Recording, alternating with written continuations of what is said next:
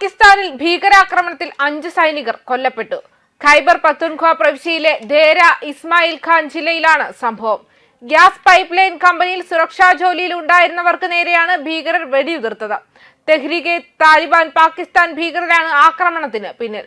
രാജ്യത്തിനകത്ത് ഭീകരാക്രമണങ്ങളിൽ കൊല്ലപ്പെടുന്ന സൈനികരുടെ എണ്ണം വർദ്ധിച്ചു വരികയാണ്. മാത്രമല്ല, പാകിസ്ഥാൻ നിലവിൽ തകർച്ചയിലേക്കും കൂപ്പുകുത്തുകയാണ്. പാക് ഭരണകൂടത്തിന്റെ ഭരണപരാജയവും സാമ്പത്തിക സ്ഥിതിയും ദാരിദ്ര്യവുമെല്ലാം പാക് ജനതയെ ശ്വാസം മുട്ടിക്കുകയാണെന്നാണ് വിദഗ്ധർ വ്യക്തമാക്കുന്നത്. മാത്രമല്ല, നിലവിൽ ഭീകരാക്രമണത്തിൽ 11 പേർക്ക് പരിക്കേറ്റിട്ടുണ്ട്. ഇവരെ ആശുപത്രിയിൽ പ്രവേശിപ്പിക്കുകയും ചെയ്തു. ആക്രമണത്തിന് പിന്നാലെ നടന്ന ഏറ്റുമുട്ടലിൽ 8 ഭീകരരെ കൊലപ്പെടുത്തിയെന്ന് പോലീസ് അറിയിച്ചിട്ടുണ്ട്. മേഖല അടച്ച സുരക്ഷാ സേന ഭീകരർക്കായി തിരച്ചിൽ തുടരുകയാണ്. ഗ്യാസ് പൈപ്പ് ലൈൻ തകർക്കാനായിരുന്നു ഭീകരരുടെ നീക്കമെന്നാണ് വ്യക്തമാക്കുന്നത്. അതേസമയം പാകിസ്ഥാനിലെ വടക്കു പടിഞ്ഞാറൻ ജില്ലകളിൽ നടന്ന വിവിധ ഭീകരാക്രമണങ്ങളുടെ ഉത്തരവാദിത്തം ഏറ്റെടുത്ത് പാകിസ്ഥാനി താലിബാൻ. വിവിധ ഭീകരാക്രമണങ്ങളിൽ 20 സുരക്ഷാ ഉദ്യോഗസ്ഥരും 3 സാധാരണക്കാരും ഉൾപ്പെടെ 23 പേർ കൊല്ലപ്പെട്ടിരുന്നു. അഫ്ഗാനിസ്ഥാൻ അതിർത്തിയിലെ ഖൈബർ പക്തൂൺഖ്വ പ്രവിശ്യയിലെ വിവിധ ജില്ലകളിലാണ് ആക്രമണം ഉണ്ടായത്.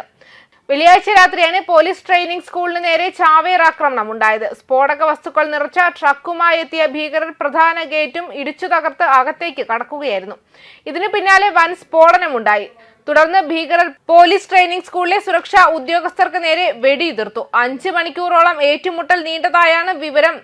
ദേര ഇസ്മായിൽ ഖാൻ ജില്ലയിലെ പോലീസ് ട്രെയിനിംഗ് സ്കൂളിന് നേരെ അടക്കമാണ് കഴിഞ്ഞ ദിവസം ആക്രമണമുണ്ടായത്. പോലീസ് ട്രെയിനിംഗ് സ്കൂളിന് നേരെ ഉണ്ടായ ചാവേർ ആക്രമണത്തിലും തുടർന്നുണ്ടായ ഏറ്റുമുട്ടലിലും 7 പോലീസുകാർ കൊല്ലപ്പെട്ടതായാണ് റിപ്പോർട്ടുകൾ.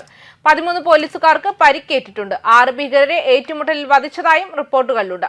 ട്രെയിനിംഗ് സെന്ററിൽ ഉണ്ടായിരുന്ന ട്രെയിനി പോലീസുകാരെയും ജീവനക്കാരെയും സുരക്ഷിത കേന്ദ്രങ്ങളിലേക്ക് മാറ്റിയതായും അധികൃതർ വ്യക്തമാക്കി. പോലീസിന് പുറമെ SSG കമാൻഡോകളും അൽ ബുർഖ സേനയും ഓപ്പറേഷനിൽ പങ്കാളികളായിരുന്നു.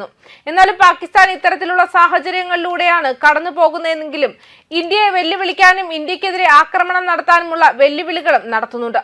അതുകൊണ്ട് തന്നെ ഇതിനിടയിൽ ഇന്ത്യയിൽ നിന്നും പാകിസ്ഥാന് മുന്നറിയിപ്പും നൽകി.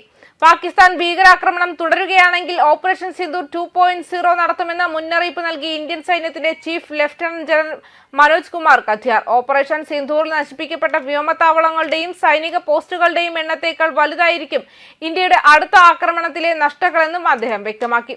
പാകിസ്ഥാന്റെ ചിന്താഗതിയിൽ മാറ്റം വന്നില്ലെങ്കിൽ നമ്മൾ ഒരിക്കൽ സ്വീകരിച്ച നടപടികൾ തന്നെ വീണ്ടും സ്വീകരിക്കും. ഓപ്പറേഷൻ സിന്ദൂറിൽ ഞങ്ങൾ അവരുടെ വ്യോമത്താവളങ്ങളും പോസ്റ്റുകളും നശിപ്പിച്ചു. ഇത്തവണ നമ്മൾ എന്ത് നടപടി സ്വീകരിച്ചാലും അത് കഴിഞ്ഞ തവണത്തേക്കാൾ കടുത്തതായിരിക്കും. ഓപ്പറേഷൻ സിന്ദൂർ 2.0 കൂടുതൽ മാരകമായിരിക്കുമെന്നും അദ്ദേഹം കൂട്ടിച്ചേർത്തിരുന്നു. ന്യൂസ് ഡെസ്ക് കർമ്മ ന്യൂസ്.